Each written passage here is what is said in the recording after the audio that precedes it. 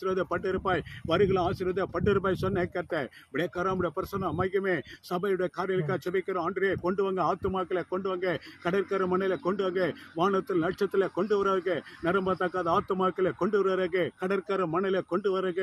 என்னை கேளும் அப்போது ஜாதிகளை சொந்தமாக தருவேன் சொன்ன கர்த்தர் என் நாமத்தில் எதை கேட்டா தருவேன் சொன்னவரையுமே சோத்தரிக்கிறோம். நீ விசுவாசித்தால் தேவனுடைய மையமே காண்பாய், விசுவாசனுக்கு எல்லாமே கூட நீ சொன்ன கர்த்தர் இந்த வேலை சபையுடைய காரியங்களுக்காக ஜெபிக்கிறோம். நடக்க போற மாலை கூட்டலுக்காக ஜெபிக்கிறோம். ஆண்டவரே சோத்தரிக்கிறோம். நாளை நடக்க போற, அடுத்த வாரத்தில் நடக்க போற ராணிப்பேட்டை ஐசிஐ சபைக்காக ஜெபிக்கிறோம். ஆண்டவரே சோத்தரிக்கிறோம். இயற்கை எங்களுக்கு அனுகூலமா மாற்றி தருவாங்க.